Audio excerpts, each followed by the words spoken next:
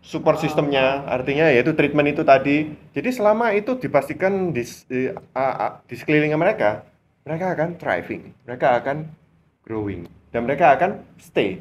Tapi kalau begitu hal-hal tersebut tidak disediakan untuk mereka, mereka akan melakukan yang namanya quiet quitting. Betul. Itu Ini salah gejala-gejala satu, simptom awalnya. benar.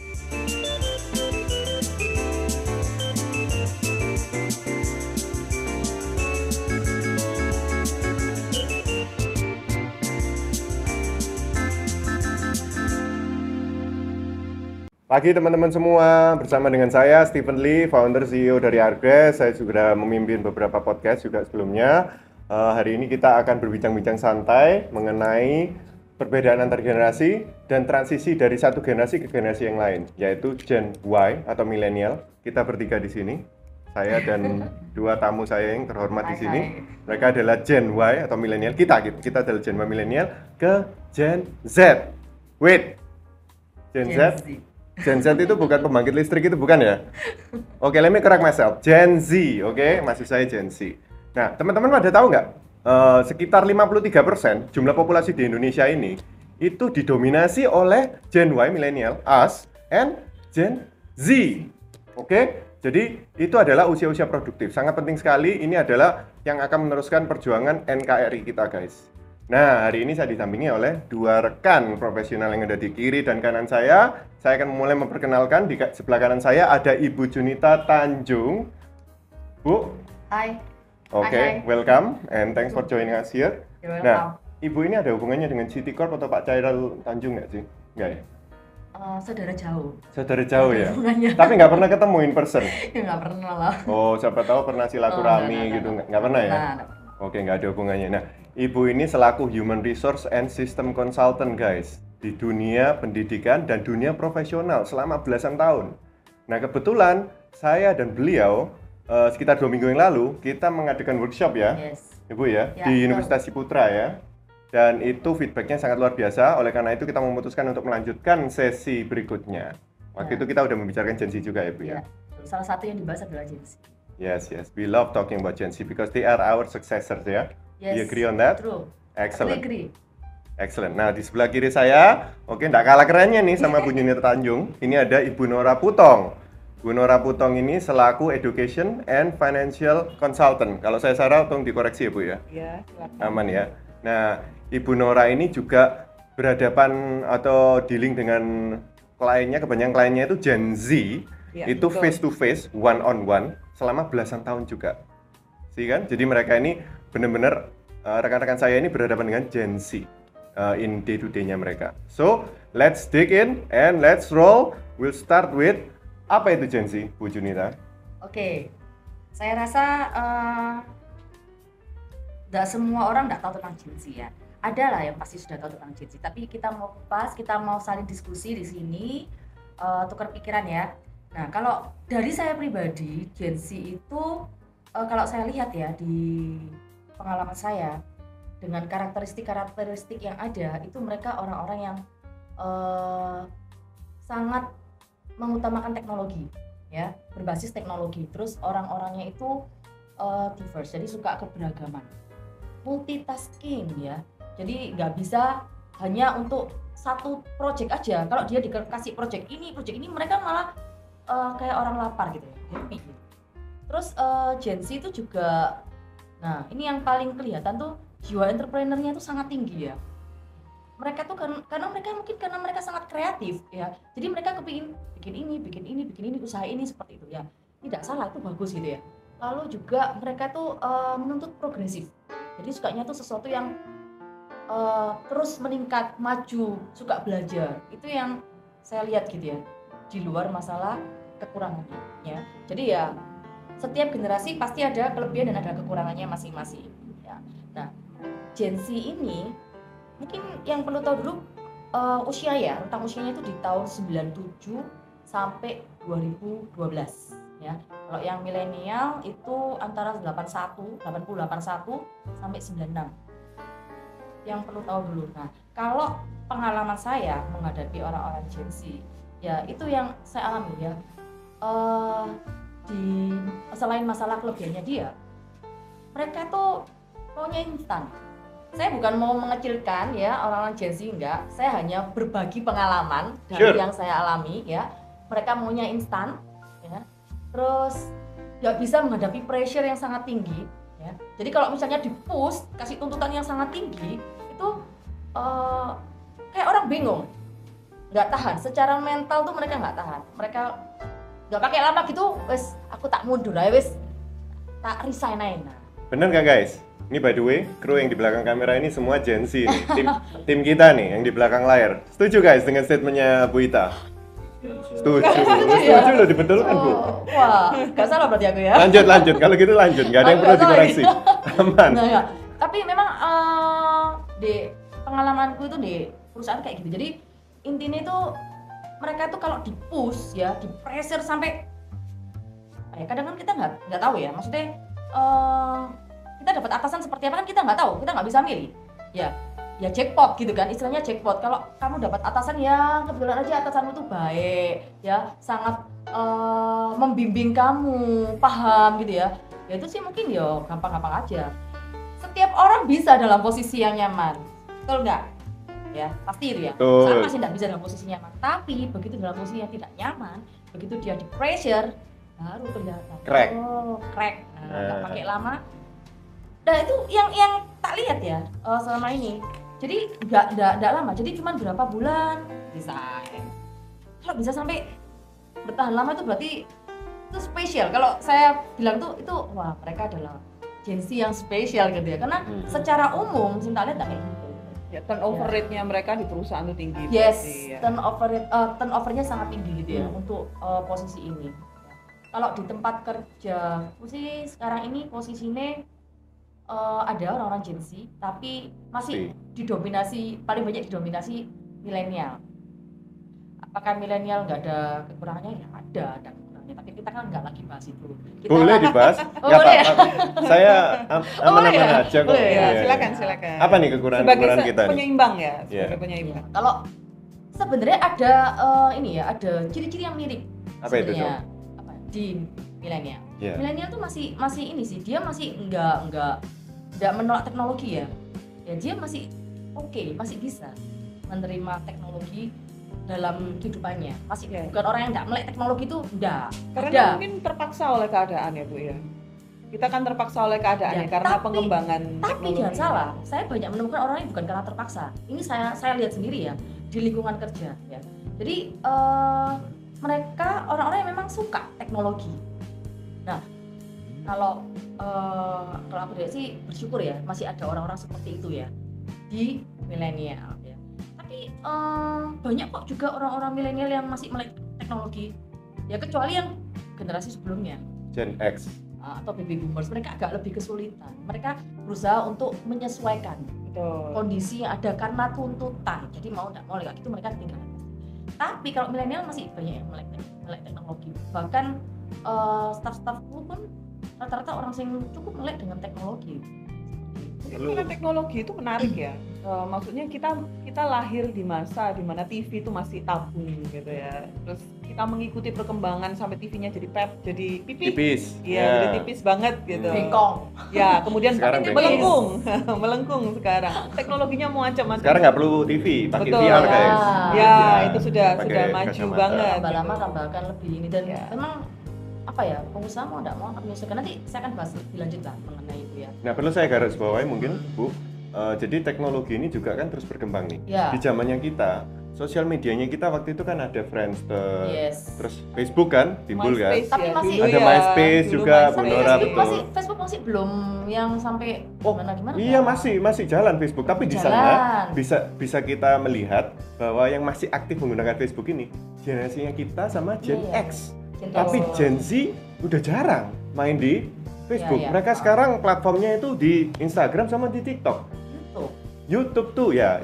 YouTube ya betul. Banyak yang jadi YouTuber. Iya betul. Iya. Dan loh, ini kenyataan ya. Kalau kita tanya sama anak-anak beberapa, ini saya sempat tanya-tanya ya. Kamu ingin jadi apa? YouTuber, banyak yang ingin jadi YouTuber. Termasuk anak kita ya? Oh ya, tapi kan bukan Gen Z ya. Nah, mereka generasi Alpha ya, siap-siap aja gitu ya. Siap-siap. Alpha. Ya kalau tanya aku jadi YouTuber, tapi ada anak Gen Z itu kalau ditanya itu ya jawabannya jadi YouTuber. Ya, karena mereka ya itu tadi mungkin mereka ngelihatnya mau enak ya jadi YouTuber ya. Duitnya akeh, mek seneng-seneng tok kayak gini. Padahal kalau menurut saya YouTuber juga pasti ada kesulitannya sendiri ya. Mereka kreatif tuh juga butuh usaha loh, butuh mikir loh, ya kan? Orang kreatif gak cuman celing gitu aja kan, ya ada usaha yang mereka perjuangkan juga. Mereka ngeliat enaknya, mungkin mereka YouTuber kayak YouTuber yang terkenal tuh ya pasti ada proses juga kan. Mereka juga ada proses untuk mereka bisa sampai misalnya sesukses sekarang ya kan. Mungkin ya enggak gampang juga perjalanannya ya. Rata-rata orang-orang Gen Z ngeliatnya cuman langsung terkenal, duitnya banyak ya. Gak soro-soro, banyak mikir kayak gini-gini. Ya enggak gitu juga sih menurut saya. Yes. Totally agree. Nah, perlu juga dimention bahwa biasanya antara orang tua dengan anak-anaknya itu terpaut 2 generasi. Yes. Jadi misalnya kayak orang tua kita ya, milenial ini, orang tua kita itu baby boomers. Terus kalau Gen Z, orang tuanya mereka itu adalah Gen X. Yeah. Nah, kita ini adalah orang tuanya daripada generasi Alpha. Oke, nah bisa dibayangkan ya, kalau tiap kali ada lintas generasi itu pasti ada perbedaan cara berpikir, cara pola hidup dan lain-lain lah ya, karena itu dipengaruhi oleh lingkungan di sekitar kita. Betul, ya nggak ibu-ibu? Betul. Nah, jadi oleh karena itu sering sekali terjadi perbedaan pendapat antara orang tua dan anak. Ya kan, orang tuanya mikir, ngapain sih setiap hari kok megangin gadget doang, kayak lu nggak ada something better to do gitu kan ya. Tapi kalau anak-anak jam sekarang kita batasin itu, kita kan selalu kendalanya itu, ini anak-anak mau dibatasi berapa jam ini megang gadget. Jangan bagi mereka it's like a necessity gitu. Kalau mereka nggak pegang itu, wah mereka udah tantrum gitu kan, rewel. Tergantung gitu. Ini ya, kalau dari pengalaman saya sebagai pendidik ya, tergantung umur, usia. Jadi sejalan dengan usia tentu saja ya, karena sekolah pun menuntut untuk anak-anak ini untuk mencari informasi secara konstan dari internet ya kan. Jadi ya kita kalau misalkan dengan usia anak yang semakin dewasa, semakin mendekati remaja, kita tidak bisa membatasi, oke, kamu hari ini cuma bisa 1 jam saja untuk memegang gadget gitu, karena mungkin mereka butuh ya, PR mereka butuh gitu. Di sekolah mungkin ada tugas atau harus kerja kelompok yang membutuhkan mereka banyak harus surfing di internet, mencari informasi gitu. Kalau mungkin ya dengan usia anak yang masih kecil ya kita batasi betul, karena saya sering melihat ya kendala dari orang tua dari generasi Z ini ya, itu permasalahan mereka yang terbesar itu adalah bagaimana membuat anak mereka itu fokus terhadap pelajaran sekolah.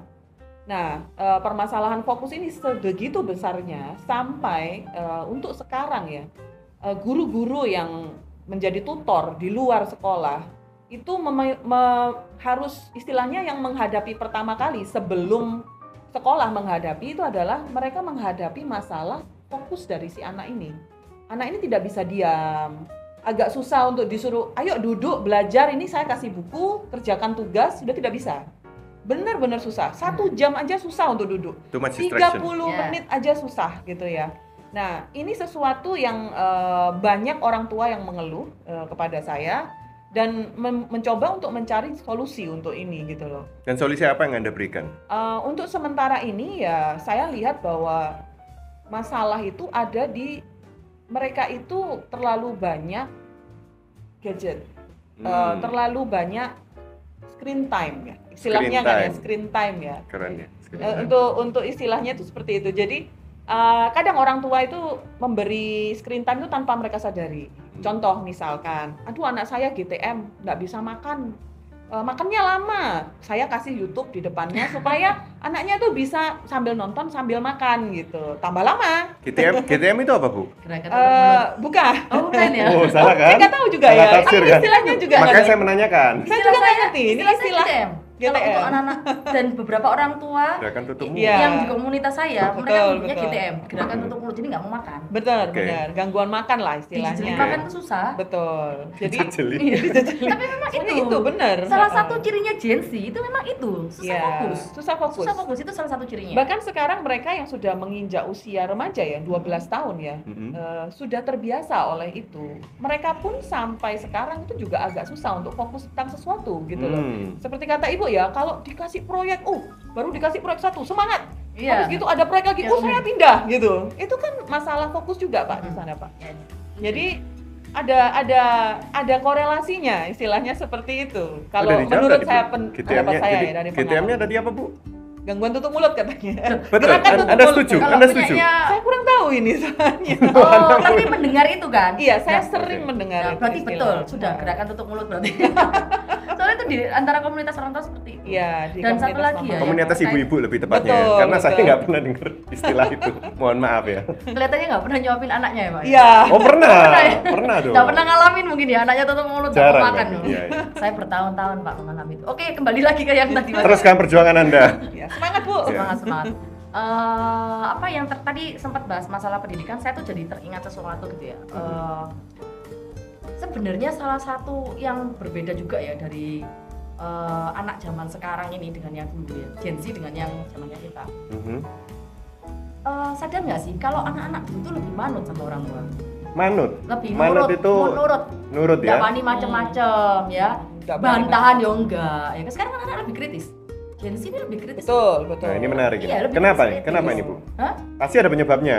Semua Kalau- itu sebab iya. akibat. Kalau dari aku ya, Iya. selama ini mengamati ya, kenapa kok lebih kritis? Itu salah satunya adalah karena gadget. Oke. Di gadget mereka belajar Jadi banyak hal. satu. Mereka belajar banyak hal. Dan di situ pada waktu mereka melihat gadget, kan banyak percakapan-percakapan dari orang-orang toh. Salah satunya aja anak saya ya. Ini padahal ini generasi apa ya? Gen Z pun sama. Usia kayak berapa gitu. anaknya sekarang, Bu? Masih 4,5. Pas tengah. Jawaban-jawabannya dia tuh jawaban-jawaban bukan anak seusianya sih harusnya. Jadi, loh kok bisa ya? Sempat saya tanya, kamu tahu kok bisa jawab ini dari mana? Iya, hasil mikir. Jawabannya kayak gitu. Oh, bisa hasil mikir. Keren Ya, ya. tapi saya tahu Alita bisa mikir loh. hasil tapi Iya.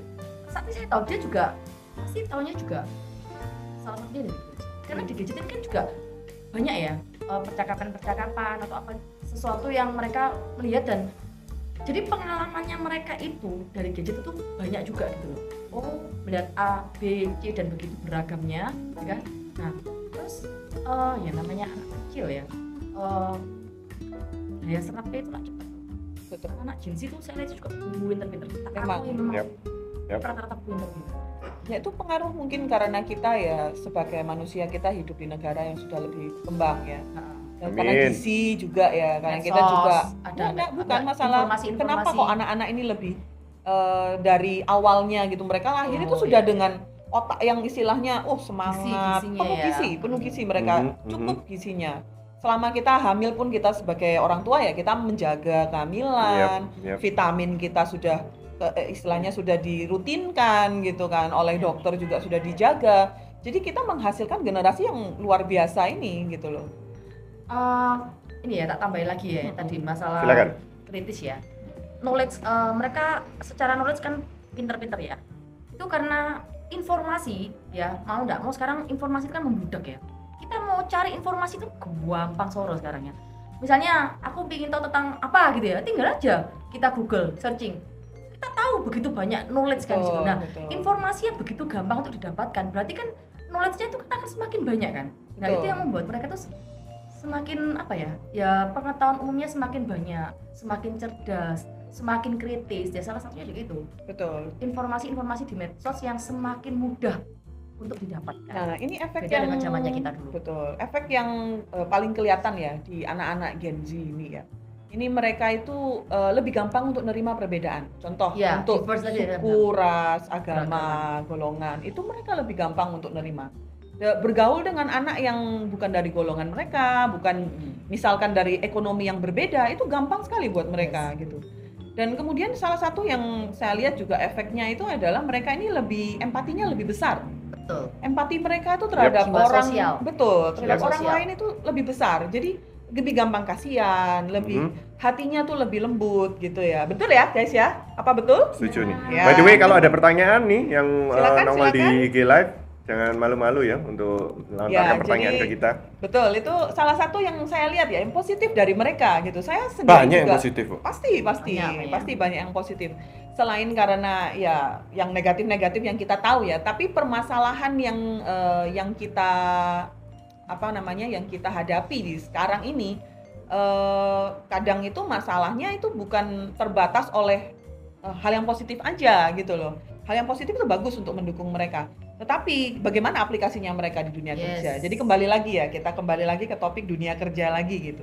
Ya. Ya. Ngomong tadi masalah bagaimana aplikasinya ke dunia kerja ya, kemarin di workshop saya sempat jelaskan juga toh.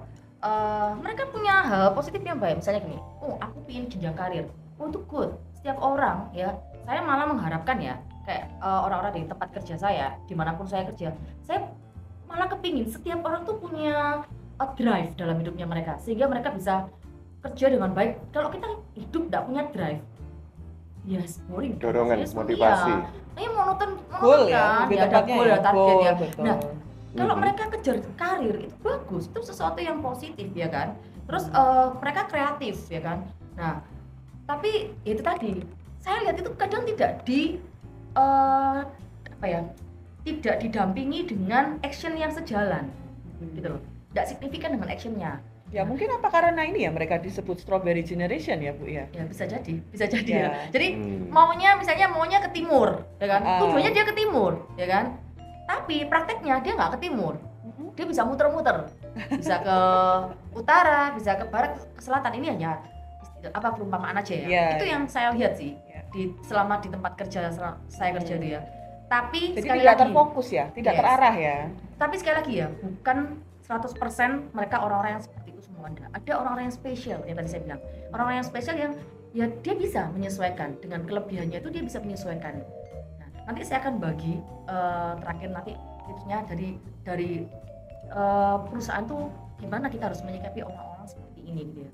Nanti di final ya. Jadi nanti harus stay tune sampai terakhir ya Pak ya. Harus harus. Nanti ada kesimpulannya nanti, ada tips-tipsnya juga dari Bu Ita sama Bu Nora. Nah, kalau dari saya pribadi ya, kepinginnya tuh kalau misalnya kamu sudah punya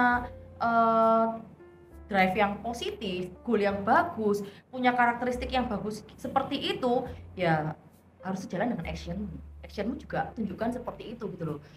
Kalau saya sih sayang sekali gitu ya. Nah, kamu kepingin jenjang karir tapi kamu nggak mau menikmati prosesnya.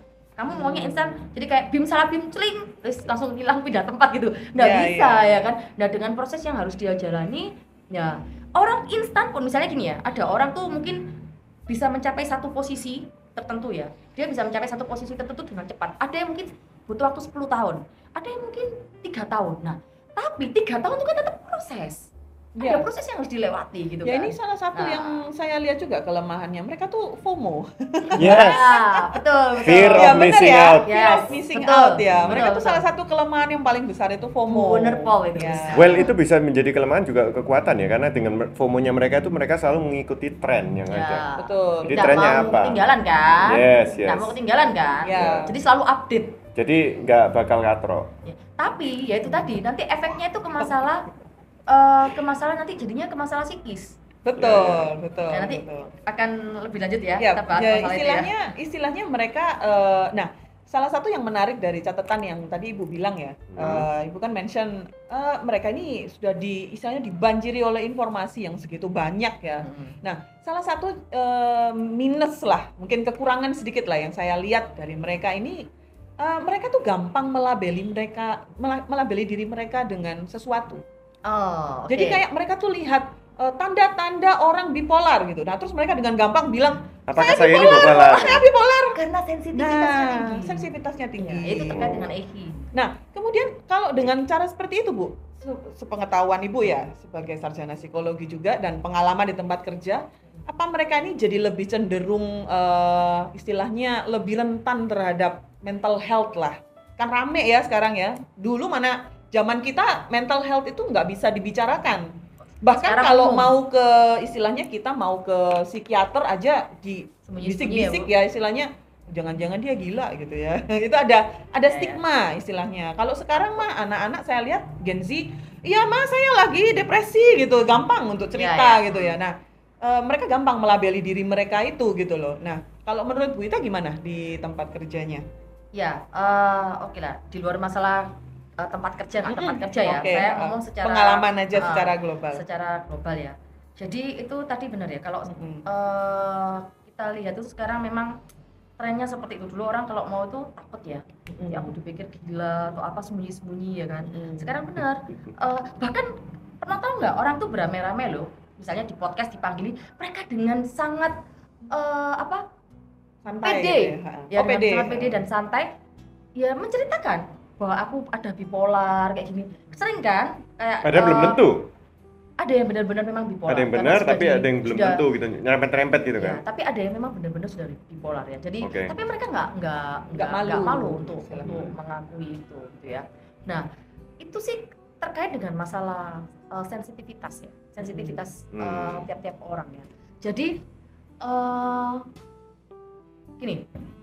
Sebenarnya kalau ngomong masalah psikologi itu penjelasannya pasti agak kompleks ya. Pasti. Karena itu nanti berhubungan dengan setelah dia menerima informasi, dia akan berusaha menghubung-hubungkan itu dengan kognitifnya dia pengetahuannya dia akan kaitkan itu dengan apa yang terjadi dalam dirinya, ya. Nanti dia akan hubung-hubungkan itu dan oh ya ada bener ya, aku gini. Padahal kalau orang dikatakan misalnya kayak tadi contohnya bipolar, itu kita nggak bisa loh bilang itu bipolar gitu aja nggak bisa, karena ada simptom-simptom atau gejala-gejala yang tertentu yang menunjukkan baru kita bisa jadi itu bipolar. Dan itu pun Betul. ada tesnya juga. Hmm. Jadi harus dipastikan dulu. Kita nggak bisa bilang oh kita langsung bipolar. Nah, judging seperti ini terhadap dirinya sendiri itu sebenarnya kalau menurut saya itu juga ada bahayanya. Apa itu?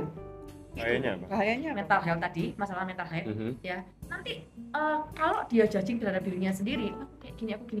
Pada waktu dia akan berhubungan dengan orang, itu akan pengaruh secara dia tidak sadar ya. Di alam bawah sadar itu sometimes itu bisa muncul. Insecure-nya muncul. Yes, salah satunya masalah insecure ya. Terus habis gitu dia juga akan bilang aku bisa aku lo gini, padahal belum tentu. Aku kan gini. Jadi Ya, membatasi padahal belum tentu. dirinya dia Jadi sendiri. Akhirnya terbatas Iya, dalam benar. ruang geraknya dia Ya. gitu kan. Sangat Karena dia disayangkan. membatasi diri dengan labelnya Nah. itu. Nah, Dan self labeling. yang paling parah ya, yang paling parah pada waktu dia menerima respon dari luar dan dia merasa karena dia sudah judging dirinya seperti itu dan dia merasa tidak mampu memanage emosinya itu. Emosi di sini bukan marah jiwa. ya. Bukan marah loh ya, emosi ya. Enggak Jadi selalu, kayak Pak. luapan perasaan ya. Jadi kayak Oke. ekspresi perasaan bisa Iya. bisa marah, bisa sedih, bisa happy, itu juga emosi, kecewa itu juga emosi ya. Pada waktu dia tidak bisa memanage itu dengan baik, akhirnya bisa timbul depresi. Mood swing kan? Yang dimaksud oleh Bu Ita Salah tadi. salah satunya tidak Oh, selalu. berarti lebih rentan mood swing ya, Bisa, Gen Z oh. ini ya. Betul ya. Oh, Terus wow. habis gitu karena sensitif tadi ya. Nah, terus Masuk. apa namanya? Nah, nanti di finalnya pun saya akan bahas ada secara tidak langsung ada kaitannya dengan ini. Makanya bagaimana seorang pengusaha ya atau orang yang bergerak di bidang human resource management gitu ya di satu perusahaan itu bagaimana dia harus bisa memanage orang-orang Gen Z ini dengan baik. Kalau bisa di manage ya akhirnya juga bagus nanti finalnya itu untuk perusahaan, sesuatu yang positif. Nah, takutnya kalau yang kembali ke tadi ya, takutnya kalau misalnya dia depresi atau apa gitu kan istilahnya itu kayak finalnya itu bisa bunuh diri atau apa, kan takutnya seperti itu. Oh, itu yang ditakutkan. Ya, takutnya kan seperti itu karena dia nggak bisa manage itu dengan baik gitu ya. Itu sih lebih ke sana sih. Oke, saya ingin kembali ke Strawberry Generation tadi. Itu adalah kata-kata yang paling ngetren nih. Iya, Kenapa betul. strawberry? Kenapa nggak lici? Oh. Sama-sama squishy kan? Sama-sama squishy, Iya. tapi leci itu ya Atau kiwi. ternyata kiwi. Kiwi kecut sih, Bu. Saya suka sih kiwi. Oh iya. Karena Saya generasi suka yang manis-manis ya. strawberry itu manis gitu ya. Strawberry juga ada yang kecut tuh. Ada. Ada Kalau yang strawberry di Indo kecut semua. Jadi strawberry itu bisa kecut, bisa manis itu. Kecut-kecut Ya. manis saya. Iya, Kesimpulannya betul. gitu Nah, ya. ya sebenarnya Oh, iya. istilah dari strawberry generation itu ya Gimana menurut nih? dari kemarin saya pelajari gitu ya. Kenapa kok disebut? Kan Menarik ya? curious ya. Menarik ya. Pasti teman-teman di luar sana juga penasaran. kenapa Kenapa gitu? sih Gen Z atau yang merasa Gen Z kok saya ini disebut sebagai strawberry? Saya padahal nggak suka strawberry. Saya sukanya durian gitu misalnya. ya wah, Enak langsung. durian. Ketahuan nih favoritnya masing-masing. Iya. Gimana Bu Nora? Jadi Emang. cerita Pencerahannya tentang gimana? kenapa ini disebut strawberry generation itu ya ternyata istilah ini muncul tuh di Taiwan pertama kali. Di Taiwan. Iya, jadi Wow. istilah ini muncul ini sekitar di awal-awal tahun mungkin 2020-an ya. Itu karena mereka tuh melihat ya generasi atas-atas ini ya, termasuk kita ya milenial, kita tuh melihat anak-anak ini kok mereka tuh lembek ya, gampang terluka istilahnya gitu. Strawberry itu kan kalau mungkin diperhatikan ya di supermarket gitu ya. Kita kan kalau lihat stroberi itu harus dibungkus itu sesuai dengan tempatnya. Jadi kayak stroberi itu ada tempatnya sendiri kayak semacam telur Iya, gitu iya, ya. iya. Iya. Kenapa? Karena apa? Kalau misalkan dia digoncang terus terbentur satu sama lain, dia tuh gampang apa namanya? Busuk karena terbentur ini. Bonyok ya, bonyok, betul. Bosok. Nanti kalau sudah bonyok, Bosok, dia kan? jadi busuk gitu ya, Iya. karena sudah luka Oh, iya, bosok istilahnya dia busuk itu. itu. Tapi proses pembusukannya itu melalui Lama. beberapa tahap. Betul, Ya? Nggak tapi- langsung busuk dia. Betul. Tapi slowly deteriorating. Slowly. Ya. Tapi awalnya itu karena dia luka gitu loh. Iya, Dan iya. stroberi ini rentan sekali untuk apa namanya? Untuk luka ini. Jadi harus benar-benar dijagain nih, Bu. Betul. Jadi itu asal mulanya Jangan sampai bonyok. istilahnya. Nah, perlu Asal babysitter ya. mulanya. Perlu babysitter gitu Mas ya, dijagain terus gitu ya. Nggak, Bukan, lebih ke orang-orang tuh melihat kalau mereka ini gampang terluka perasaannya. Nah gini nih, gitu. kalau saya boleh menganalogikan kan, yang tadi silakan, mempelajari silakan. strawberry jam ini kan Bu Nora. Ya. Cuman analoginya udah kena banget nih Bu Ita. Jadi kan harus ada ditempatkan di tempatnya yang khusus. Jadi ibaratnya dengan Gen Z, kita nggak bisa menempatkan mereka itu dengan segala sikon apapun itu. Kita harus memahami mereka ini melek teknologi. Jadi memberikan mereka job desk atau suatu pekerjaan, kalau bisa itu yang related sama teknologi. The more itu related sama teknologi, semakin mereka drive-nya itu muncul. Iya. Wah, gue bisa solve ini. Gue tahu teknologinya untuk ini. Ah, this is where I belong gitu loh. Tapi kalau kita misalnya menempatkan mereka sebagai posisi yang mereka nggak comfortable ya saya belum bisa kepikir sih. Maksudnya profesi apa yang atau job desk apa, posisi apa yang membuat mereka nggak nyaman. Mungkin lebih ke admin ya Pak ya? Admin. Administrasi yang istilahnya nyalin data, masukkan data ke komputer. Oke, yang Itu redundant begituan, tidak- monoton. Monoton ya, Oke, betul. tapi sebenarnya kalau dibilang seperti itu artinya apakah ke depan kita di Indonesia ini nggak memiliki generasi admin? Karena kita butuh generasi penerus kan, terus terang kan? Pasti. Ya, jadi admin sih saya rasa nggak masalah sih beberapa Gen Z ya. Oh, masih ada ya. Masih ada, cuman ya analoginya gimana, Bu Ita? Gini, kalau ngomong masalah harus dikasih posisi yang Jangan sampai bonyok. Jangan jangan sampai harus posisi Itu kata kuncinya ya? sebagainya gitu ya. Betul, Iya. betul. Loh, berarti lah gini lah. Ini saya bayangkannya tadi ya waktu Memanjakan. Enggak, saya bayangkannya gini. Di satu perusahaan itu kan ada banyak posisi. Benar. Lek semua Gen Z dikasihkan posisi yang menurut kemauannya dia, yang menurut dia harus teknologi dan sebagainya, susah juga loh. Karena besok kedepannya kan pasti semua kan, ini kan akan tersingkir kan pasti kan. Betul. Karena usia kan, mau Usia, nggak mau kan usia. kan pensiun dan tidak bekerja kecuali mungkin jadi entrepreneur. Ya. Bekerja sampai umur 80 tahun pun masih bisa kerja. Tapi untuk Sure. Gen Z, lama-lama kan akan semua akan diduduki oleh Gen Z dan Alpha. Yes. Nah, Betul. Padahal They're the future. profesi-profesi itu ya pasti kurang lebih masih ada. Mungkin ada profesi yang mulai ditinggalkan.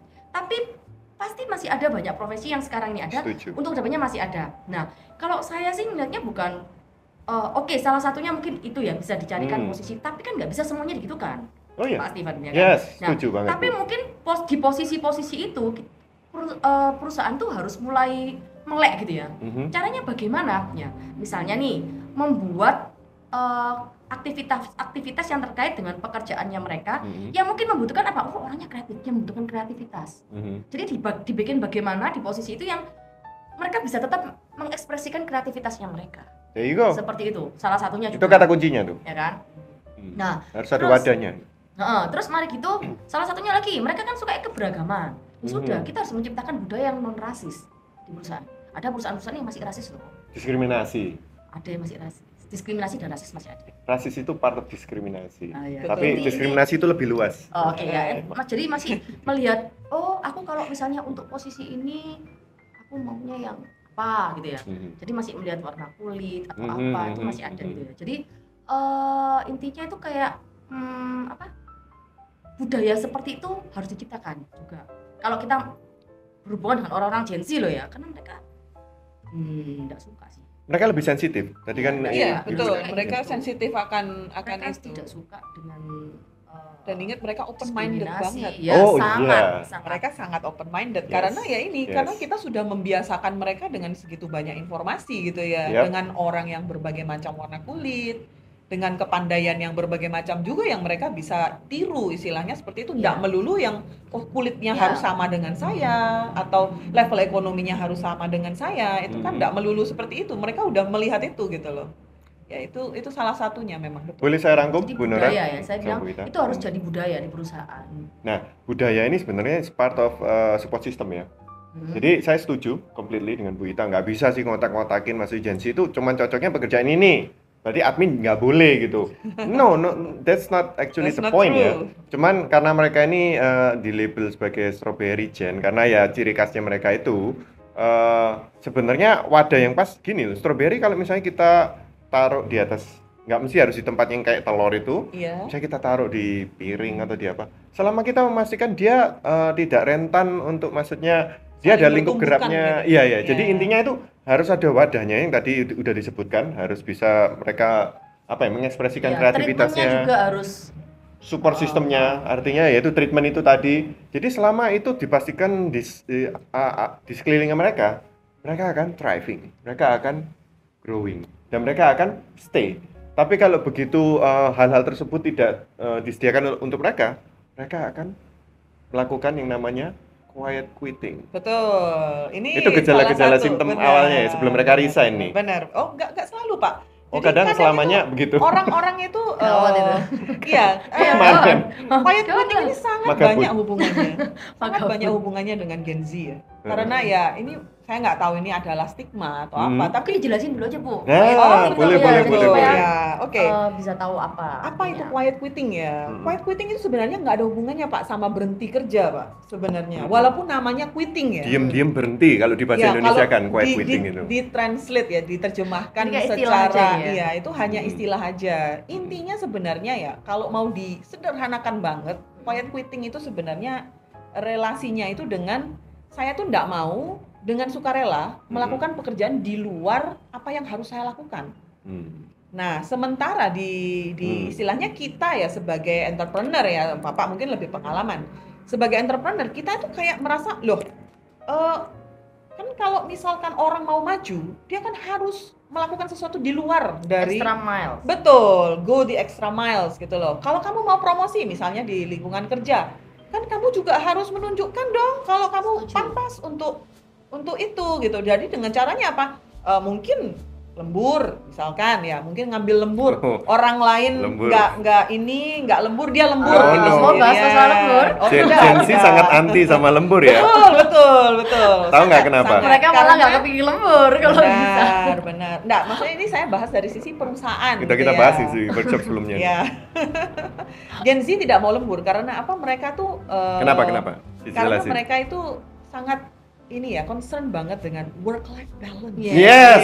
Betul. Benar You ya? got it right there. Betul. Iya, You benar. got it Karena right. Perfect. mungkin ya karena ini ada alasannya sih. Tapi kembali ke quiet quitting dulu ya. Kita ngobrol soal quiet quitting. Rata-rata ini yang fenomena ini memang banyak ditemukan di Gen Z, rame banget sampai ada istilahnya gitu. Nah, asal mula dari istilah ini memang dari tahun 2021 kalau nggak salah, itu pertengahan 2021 ada orang yang melakukan survei Pak. Jadi ceritanya tuh begitu. Kemudian tuh mereka tuh disurvei, mereka mensurvei karyawan di kantor tentang keterlibatan mereka di kantor, gitu ceritanya. Nah, kemudian mereka tuh menemukan, loh, kok waktu kita survei ini dibandingkan dengan tahun sebelumnya, menurunnya kok bisa lebih dari separuh gitu. Nah, mereka mulai panik. Loh, ini maksudnya apa gitu? Padahal ini adalah salah satu indikasi dari istilahnya perusahaan itu bisa berkembang atau enggak gitu. Karena apa pegawainya merasa, oh saya terlibat, saya merasa saya punya bagian di sini gitu. Saya belong gitu istilahnya, saya sense of belonging. ya sense of belonging istilahnya seperti Kurang ya? itu. No. Nah, Kurang. mereka enggak, ini dari survei ya, ceritanya kurang. dari Oh, iya, survei. of course, Jadi mereka tuh bingung gitu, kenapa? Nah, kemudian muncul istilah quiet quitting ini gitu ceritanya. Nah, kalau pengalaman Bapak dan Ibu sebagai pengusaha bagaimana? Boleh Silakan. Bu Ita, mungkin dikaitkan quiet quitting ini dengan sense of belonging. Kayaknya kan non-existent atau bahkan rendah sekali sehingga mereka merasa, ya saya cuma di sini cuma 9 to 5 ya, habis gitu bye gitu. Kalau you minta apa-apa dari gua di luar jam kerja, no, bye. Ya. Saya kalau disuruh bahas sense of belonging ya. Oh, Ya. saya happy. Panjang nih kalau Oh, ini. tapi waktunya Saya ya. boleh toilet break mungkin? Lanjut. Durasi Bu, durasi. Kita lanjut. Aman. Saya Ya. bisa tahan 2 jam lagi kok. Jadi gini, kalau sense of belonging ya, saya selama kerja di tempat kerja manapun, saya selalu menekankan masalah ini ya, baik itu ke top manajemennya maupun ke level, mulai dari level atas maupun sampai level di bawah ya, dalam arti secara jabatan ya, secara jabatan. Jadi ada yang kalau saya sekarang ini di pabrik ya operator gitu ya, nah tapi jangan salah loh, tidak semua orang yang di generasi sebelum Z ini ya punya self belonging yang ya semua Lucu. ya, mau X mau Y Baby ya. boomers. Baby boomers masih lumayan, Loyalitasnya tinggi ya. iya loyalitasnya tinggi masih ya, tapi X itu juga ada orang-orang yang enggak, Ya. Y juga banyak yang enggak ya. Nah, tapi di Gen Z ini juga banyak lagi yang enggak gitu ya, jadi gini ya, Worse ya. Iya. dalam hal yang paling sepele aja lo ya, ATK Alat tulis tuliskannya. kantor. kan biasanya banyak Bingo. perusahaan yang menyediakan ATK kan, masih berpoin ya. Ya. Ya, habis pakai letak, misalnya hilang tinggal minta. ATK ini bukan masalah kita bukan masalah ngomong hitung-hitungan loh ya, tapi kita ngomong masalah sense of belongingnya ya. Jadi bukan masalah Responsibility. ya, dan responsibility-nya itu. Nah, itu barang, itu kan kamu dikasih nih perusahaan sarana untuk kamu kerja di perusahaan. Tapi kamu hilang, dengan gampangnya kamu hilang dan kamu minta lagi gitu loh. Apakah saya pernah menghilangkan ballpoint yang saya pakai? Pernah, hilang pernah. Tapi Apa saya yang nggak kamu minta lagi. Saya beli sendiri, Pakai uang sendiri. pakai uang sendiri. Tanggung jawab itu. Karena karena baru dikasih hilang gitu. Saya malu suruh minta lagi. Iya. Misalnya gini, kayak tip X aja saya bisa pakai ya. Kasih tip X saya bisa pakai sampai satu tip X itu saya habis bisa sampai, kalau bener-bener ada orang yang memang pakai terus nggak masalah ya. Iya. Bukan berarti ngomong kita mau itu enggak. Kalau memang pakai terus nggak masalah. Tapi masalahnya ada orang yang tidak bertanggung jawab, kayak misalnya hilang, keteleso, sesekali oke lah, namanya human error ya. Tapi Ya. kalau sering terjadi itu kita ngomong masalah responsibility lagi sudah, ya kan? Nah, kalau saya pun kalau saya menghilangkan kayak misalnya penggaris gitu ya sudah, berarti ya sudah, saya terpaksa saya beli sendiri karena ya itu memang salahnya saya toh. Nah, ada orang-orang ini banyak loh yang saya katakan ini karena ini adalah kejadian nyata dimanapun saya kerja di bidang apapun ya, dan ini yang banyak terjadi. Orang tuh gampang sekali buang-buang ATK dengan segampangnya, terus minta lagi gitu ya. Nah, saya biasanya kalau habis gitu saya pakai yang lama, saya tukerin, saya tunjukin ini loh punya aku habis, coba lah wis entek, baru saya minta lagi. Biasanya saya kalau saya gitu ya. Sampai segitunya ya? Dari secara finansial ya, kalau kita ngomong kan memang ini adalah cost dari perusahaan Ya, cuman Kan bukan itu perusahaan aja. pasti- Bukan masalah kosnya aja sih Bu, saya tapi lebih ke masalah tanggung jawabnya kita gitu loh. Saya nggak mau juga apa ya, istilahnya ini loh, saya benar-benar minta ini memang habis, bukan karena saya mau minta, itu nggak ada tujuannya gitu. Ya mungkin Jadi kita semua harus mulai menggalakkan gerakan mak-mak kalau Tupperware-nya ketinggalan di sekolah itu loh Pak. tidak harus cara kayak seperti gitu itu ya.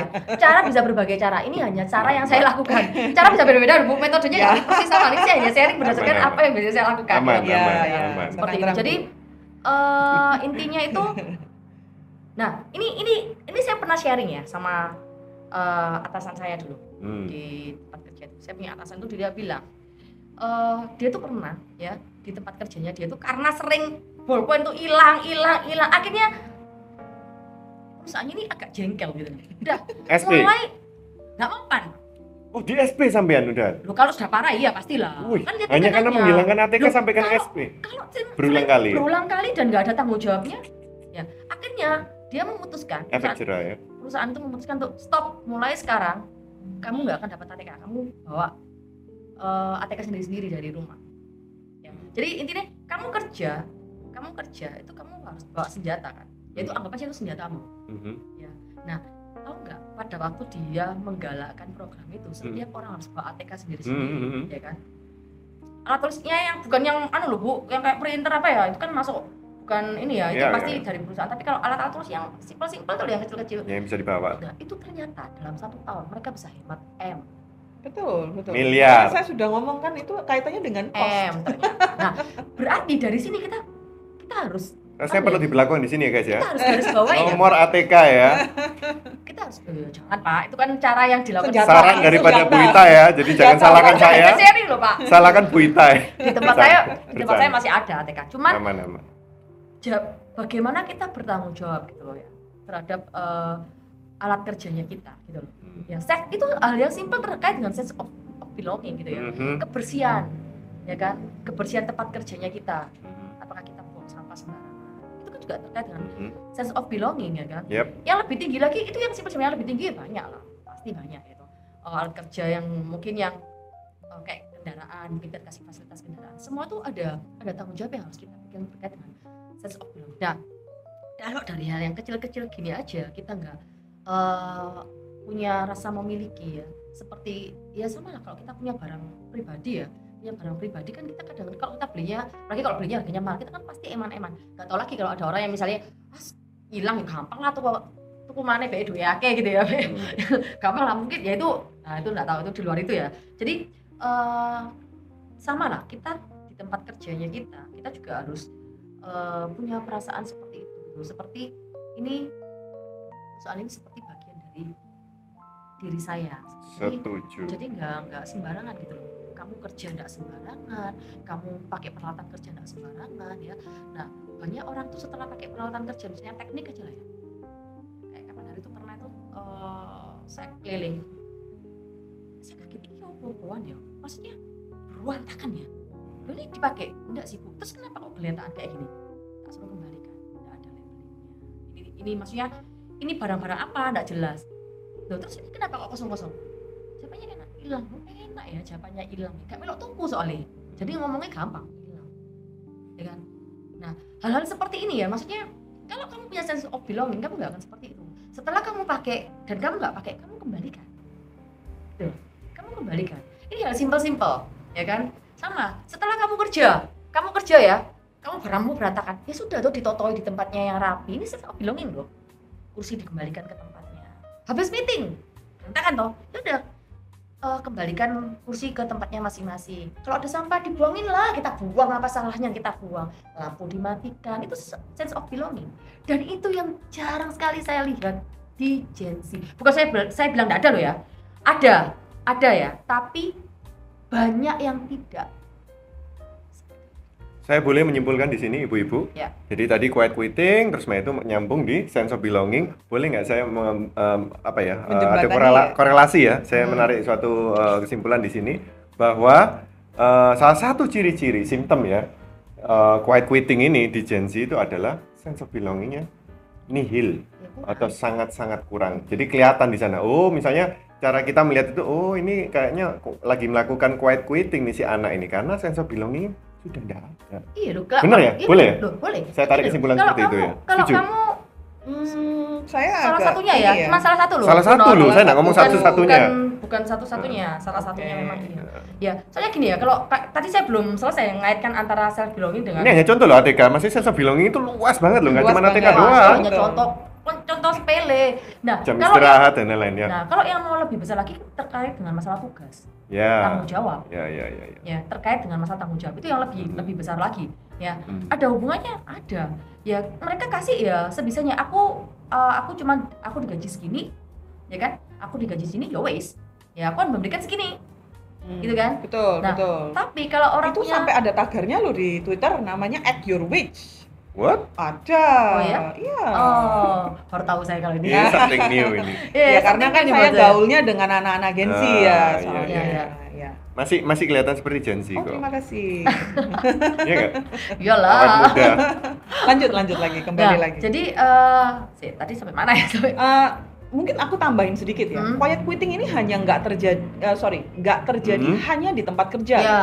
Okay. Saya banyak menemukan juga anak-anak didik saya itu yang levelnya itu universitas dan sekolah menengah atas, high school gitu ya. Mereka sudah melakukan quiet quitting loh. Unik ya? Nggak mau belajar gitu? Bukan begitu Pak. Nggak mau melakukan tugasnya? Enggak, kalau quiet quitting itu justru mereka hanya melakukan yang minimal. Karena apa? Mereka merasa bahwa saya nggak perlu kok ini di dunianya. Nggak usah maksimum effort gitu ya? Iya.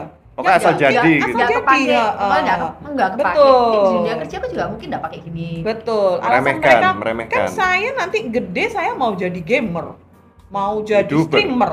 Nah, Saya mau jadi streamer dong. Nggak perlu ini gitu Twitch kan. streamer saya nggak Nah. perlu belajar matematika kalkulus gitu. Jadi ini mah nggak perlu. Atau ini saya ini. mau jadi youtuber beauty bu, gitu ya. Nggak Saya perlu nggak perlu hitung-hitungnya. belajar. Enggak, saya nggak perlu belajar sejarah Inggris. Nggak perlu saya. iya. Atau saya nggak perlu belajar literatur. Saya Iya, nggak iya, perlu benar. mengerti bacaan ini, kata-kata ini kenapa ditaruh di sini. Nggak perlu. Jadi mereka benar-benar hanya melakukan tugasnya ya udah saya Google aja hasilnya apa, saya salin, udah itu saya kasihkan guru-guru. Mhm. Jadi nggak ada, maksudnya kayak kamu kok nggak ada kepingin belajar kayak "Loh, kok kepingin tahu ya kenapa kok bisa seperti ini itu asal mulanya apa gitu. Nah jadi mereka tuh sudah melakukan quiet quitting itu juga level sekolah, jadi nggak usah dibayangin Iya, iya, iya. kerja gitu. Interesting. Ya memang iya itu yang terjadi memang. Oke. Menarik ya. Iya. Menarik. Thank you Bu Nora. Nah, saya mau nanya sekarang, mitos atau fakta nih bahwa Gen Z itu menuntut untuk dihormati tapi tidak bisa menghormati orang lain. Wah ini panjang. Ini mitos atau fakta nih, Bu Ita? Saya mulai dari Bu Ita dulu ya, Bu Nora Silakan, ya. silakan. Nanti silakan Ya, Anda komentar. nggak masalah. Saya agak susah kalau jawab itu mitos atau fakta ya.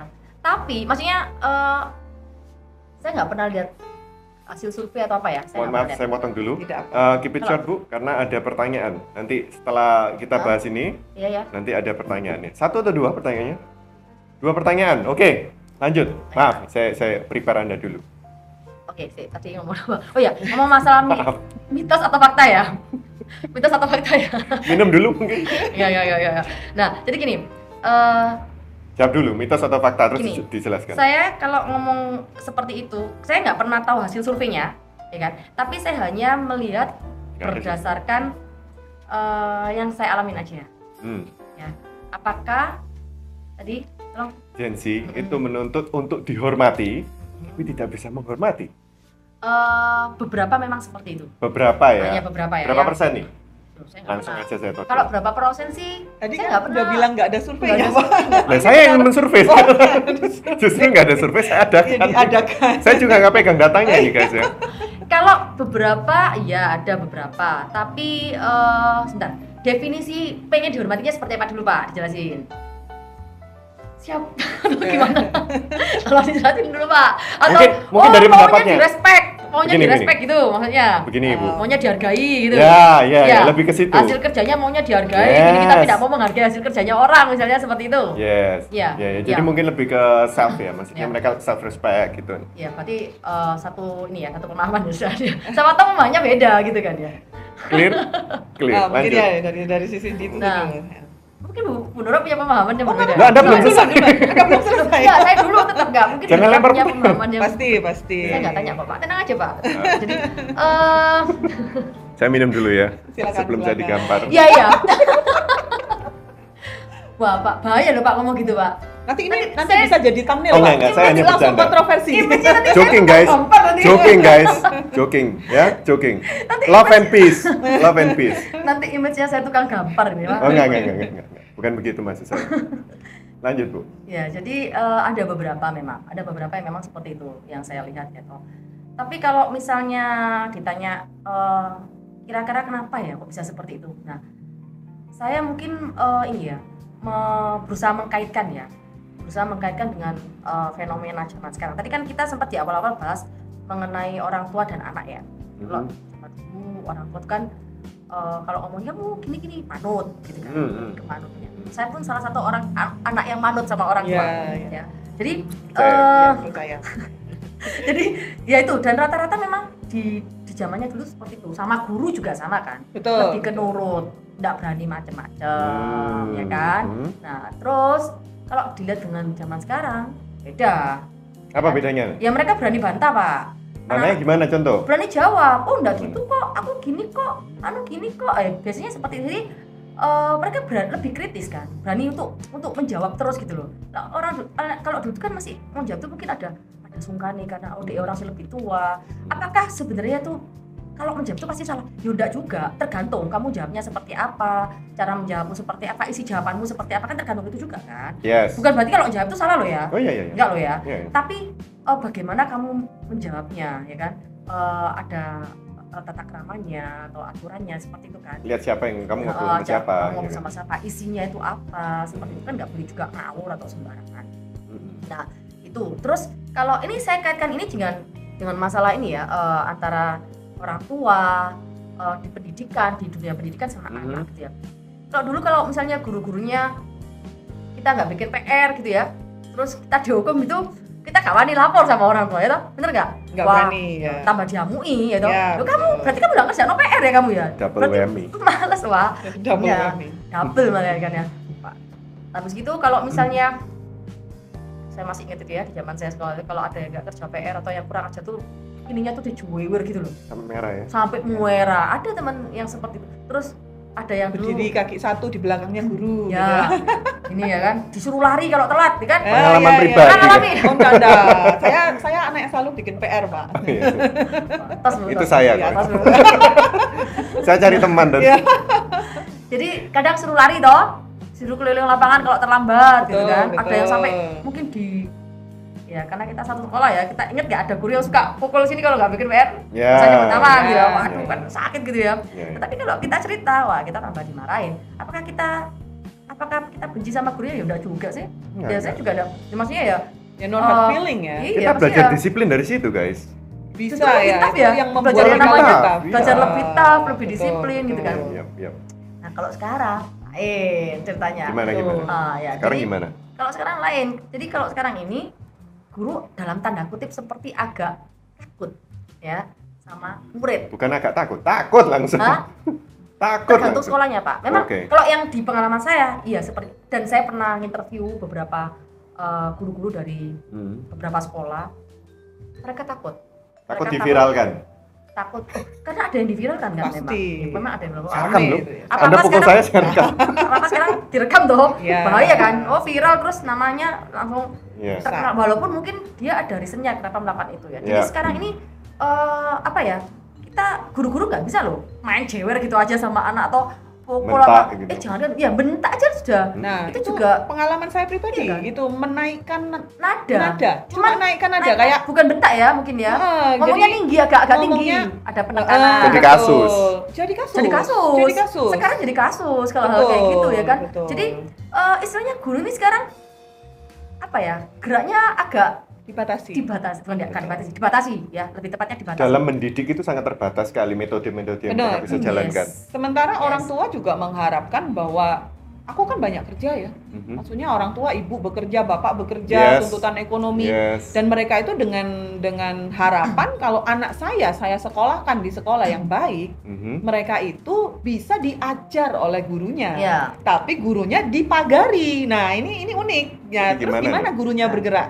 Dan satu lagi Bu, kan seperti ini, anaknya sendiri pun itu, ini ada beberapa orang tua yang saya tahu ya, karena kita kan sudah jadi orang tua juga kan ya, jadi kadang kumpul-kumpul ya, ngomongnya gini, kamu kalau misalnya sama nanti kamu ya, kalau kamu di sekolah diapa-apain sama gurumu atau kamu dimarahin apa-apa, kamu ngomong loh ya sama mama, nanti mama sing ngadepin gitu, atau kamu jangan takut gini-gini. Jadi dia memberikan informasi atau dalam tanda kutip mendoktrin, Wow. mendidik, mungkin secara tidak sadar ya kan, kalau yang dia lakukan itu seperti mendidik, dia masukkan hal-hal seperti itu terus ke anaknya ya, bahwa, dan dia tidak memberikan pengertian, misalnya nih seperti apa ya maksud tidak boleh itu, batasannya apa, terus kamu dalam kondisi seperti apa loh, kalau kamu salah, kamu ditegur ya kamu harus terima, Mhm. kamu harus berani mengakui kesalahanmu. Konsekuensinya. Nah itu konsekuensi yang harus kamu terima, seperti yang biasanya saya ajarkan sama anak saya seperti itu. Kalau kamu melakukan tindakan A dan kamu mendapatkan resiko seperti itu, ya itu konsekuensi yang harus kamu terima. Mungkin dia masih kecil ya, tapi saya kasih pengertian itu dengan caranya seusianya dia, Betul. supaya dia paham bahwa saya bilang tidak semua keinginanmu tuh harus dituruti, tidak semua apa yang kamu lakukan itu benar. Sometimes kamu bisa melakukan hal yang salah. Betul. Dan pada waktu kamu melakukan hal yang salah dan kamu terima konsekuensinya, ya kamu harus terima itu, kamu nggak boleh marah. Nah, ini Gitu efek loh. jangka panjangnya tadi bisa dilihat dari kurangnya tanggung jawab terhadap Betul. barang sendiri. Karena tidak ada ajaran untuk saya harus belajar bertanggung jawab bahwa kalau saya mempunyai kesalahan, saya harus mengakui bahwa oh iya, saya salah. Saya salah dan saya harus menerima konsekuensi ini gitu loh. bahkan sampai sekarang pun ini efeknya jangka panjang ya, termasuk yang quiet quitting tadi. Strawberry Ya, generation ini ada terbentuk dokumen. karena ya ini. Ya, jadi Betul. efeknya jangka panjang, Pak. Jadi tanpa kita sadari ya, kita sebagai orang tua, kita itu apapun yang kita lakukan, apapun yang kita katakan kepada anak-anak kita, itu sebenarnya merasuk merasuk ke mereka. Sukma. Iya, Iya. benar. Karena orang tua itu adalah orang yang pertama kali didengar dan selalu dipuja oleh anak. Jadi contoh lah ya. Betul. Anak itu akan selalu Contoh. melihat ke kita, walaupun Teladani.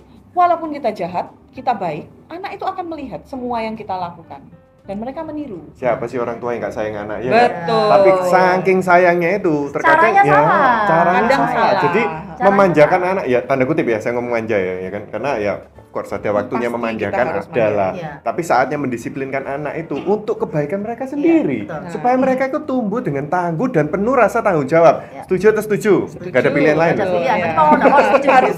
Saya memaksakan kehendak di sini. Iya, iya. Oke, kembali lagi ya. Belum selesai ya. betul, tadi Belum ya. selesai nih. Silakan. Mau ada pertanyaan padahal. Saya belum finish ini Pak. Ya Oh, tadi belum finish. penjelasannya ini kan Oke, belum finish. Kenapa difiniskan kok? aja. Kenapa kok tidak yang masalah menghargai tidak menghargai kan ya? Iya. Yes. Efek-efek yang tadi saya bilang bahwa Mhm. oh kamu harus seperti ini, kamu seperti ini. Sadar apa tidak sih bahwa sebenarnya kamu sudah mengajarkan anakmu untuk kamu tidak menghargai orang lain. Oh, Nah, itu.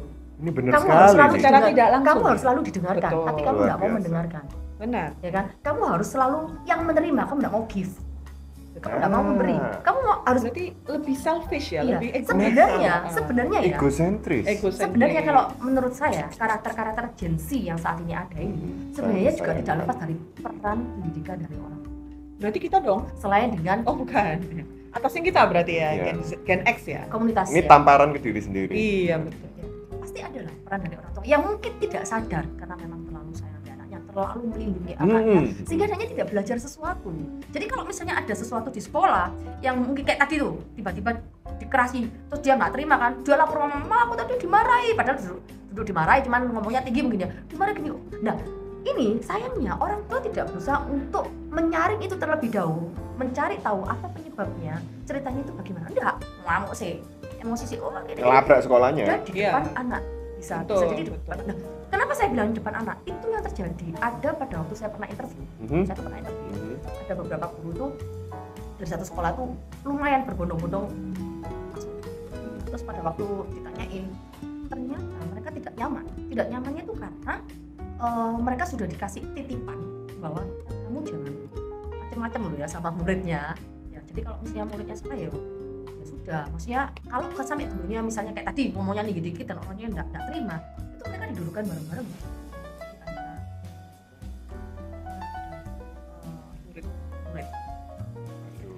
Generasi Ini- ke bawah ini makin ini- rentan Jadi ya. pada waktu saya Nggak interview- tangguh maksudnya.